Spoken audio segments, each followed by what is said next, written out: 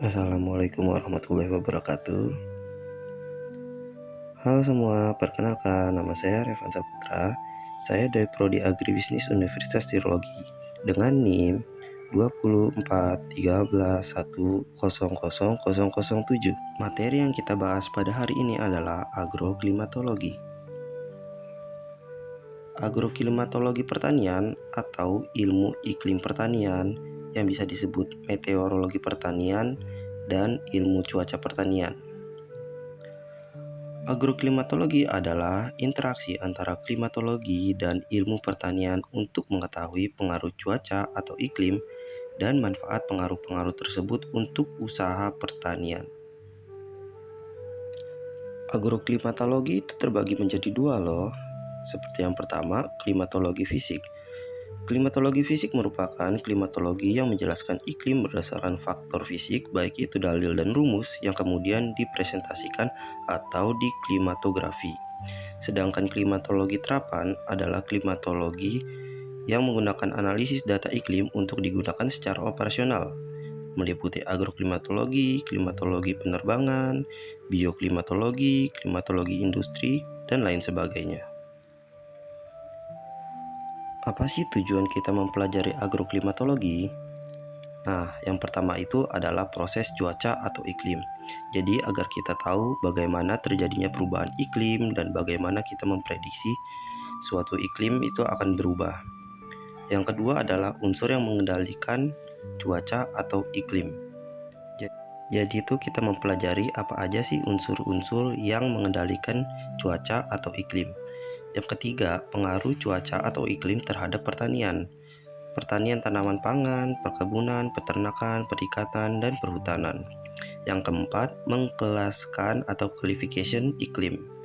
Kelima, itu adalah iklim Indonesia. Dan keenam, pengolahan cuaca atau iklim untuk bidang pertanian. Seperti musim apa yang bagus untuk menanam suatu pertanian.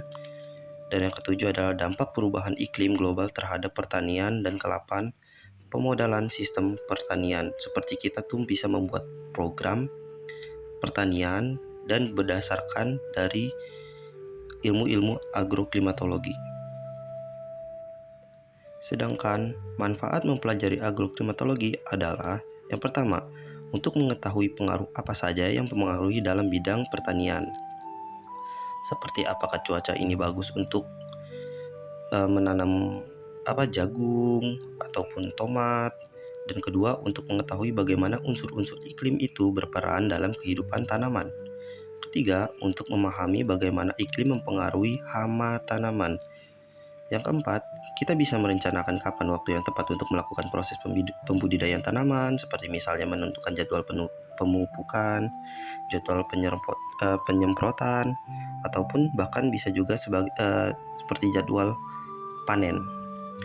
Untuk mengetahui dan mempelajari tentang cuaca dan iklim dan sebagainya. Dan yang keenam, kita bisa mengetahui kapan tanaman tersebut melakukan stadia tumbuhan.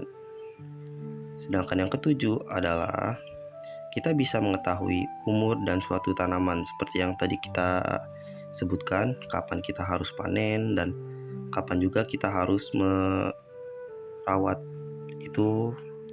Yang ke-8, untuk merancang pola tanaman yang baik.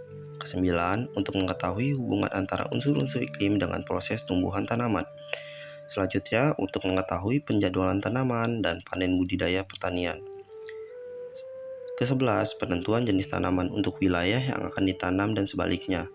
Ya, seperti kita mau nanam teh, kan kita nggak bisa tuh di dataran rendah, harus ada di dataran tinggi. Yang ke-12, untuk mengupayakan peningkatan produksi panen. Dan yang terakhir, untuk menghindari kegagalan dalam panen. Apa sih kaitannya agroklimatologi dengan pertanian? Nah, peranan agroklimatologi pada sektor pertanian itu sangat krusial loh, di mana iklim menjadi penentu keberhasilan maupun kegagalan suatu proses produksi produk pertanian. Bahkan ada juga hubungan antara indeks iklim global dan juga produksi tanaman pangan. Adanya ketidakpastian iklim dan juga pergeseran musim yang terjadi terutama di Indonesia yang sering menyebabkan gagal panen sehingga dapat menurunkan produktivitas panen. Padahal, adanya ketidakpastian iklim tersebut dapat dipelajari dan juga dianalisis dengan sensor, cuaca, dan juga tanah yang memberikan informasi mengenai kondisi lahan pertanian secara real time dan juga akurat. Terjadinya perubahan iklim yang membawa dampak serius bagi sektor pertanian ini membutuhkan ilmu agroklimatologi, di mana masing-masing wilayah sehingga diperlukan ilmu tersebut yang kemudian disosialisasikan kepada para petani agar para petani dapat memahami dengan mudah bagaimana hubungan iklim dan juga pertanian. Sekian penjelasan singkat saya tentang agroklimatologi pada hari ini. Kurang lebihnya mohon maaf. Sampai jumpa di episode selanjutnya. Wassalamualaikum warahmatullahi wabarakatuh.